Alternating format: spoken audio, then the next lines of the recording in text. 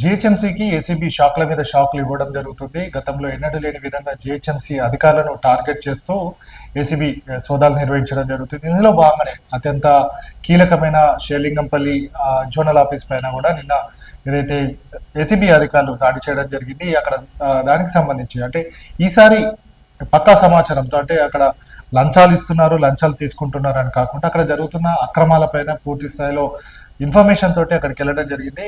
ఉదయం నుంచే అక్కడికి చేరుకున్న అధికారులు తెల్లవారుజామున 6 గంటల వరకు కూడా అక్కడ సోదాలు నిర్వహించడం జరిగింది. దాదాపుగా ఒక 18-20 గంటల వరకు కూడా సోదాలు నిర్వహించడం జరిగింది. ప్రతిదీ కూడా తమ వద్ద ఏదైతే ఇన్ఫర్మేషన్ ఉండడం జరిగిందో దానిపై కులంకషంగా అటు సిపి షేర్లింగంపల్లి సిపి శ్యామ్ కావచ్చు, సర్కిల్కి సంబంధించి ఏసీపీ వెంకటరమణ కావచ్చు, అలాగే మిగతా ఇద్దరు వ్యక్తులను అందరిని కూడా విచారించడం జరిగింది. ఇందులో ఒక వ్యక్తి మాత్రం ఎట్లాంటి అడ్రస్ లేకుండా అక్కడ పనిచేస్తున్నట్టుగా తెలియడం జరిగింది. అలాగే కొన్ని ట్రాన్సాక్షన్ కి సంబంధించి కూడా వాళ్ళ ఫోన్లను కూడా ఏదైతే గూగుల్ పే కావచ్చు, ఫోన్ పే ఉంటుంది కావచ్చు, అలాగే ఇన్ఫర్మేషన్ కోసం వాళ్ళ ఫోన్లను కూడా తీసుకెళ్లినట్టు కూడా సమాచారం ఉండడం జరిగింది. ముఖ్యంగా పై అధికారుల సమాచారం మేరకే వారి పైనుంచి వచ్చిన ఇన్ఫర్మేషన్ మేరకు తాము ఈ రైడ్ ని నిర్వహించామని కూడా ఏసీబీ డిఎస్పీ విలేకరులకు చెప్పిన సందర్భం ఉండడం జరిగింది. ఇప్పటికే అక్కడ జరిగిన అక్రమాలను కూడా కొన్నింటిని గుర్తించామని కూడా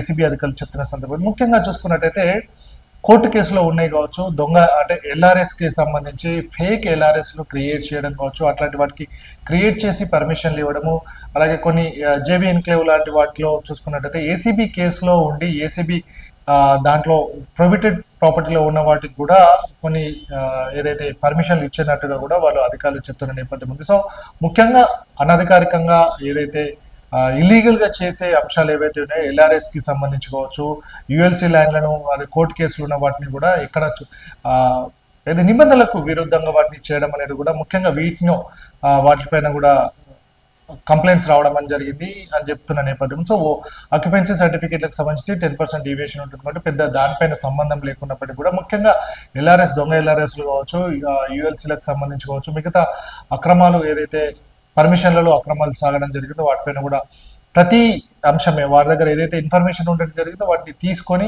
అక్కడ ఉన్న సమాచారం మేరకు లోపల ఎట్లా ఉంది ఏంది ఎట్లాంటి అంటే ఫీల్ లో మీరు ఎట్లాంటి ఎంక్వైరీ చేశారని దానిపైన కూడా పూర్తి స్థాయిలో ఉదయం 6 గంటల వరకు కూడా వారి నుంచి సమాచారం సేకరించడం జరిగింది. మరి ఏం జరిగింది అనేది కూడా మాత్రం తెలియదు, కానీ వారికి ఉన్న సమాచారం మేరకు అక్కడ ఉన్న డాక్యుమెంట్స్ ఏదేదైతే వారికి ఈ క్వశ్చన్ మార్క్ ఉండడం జరిగింది ఆ డాక్యుమెంట్స్ అన్నిటి కూడా తమతో పాటు తీసుకెళ్లడం జరిగింది.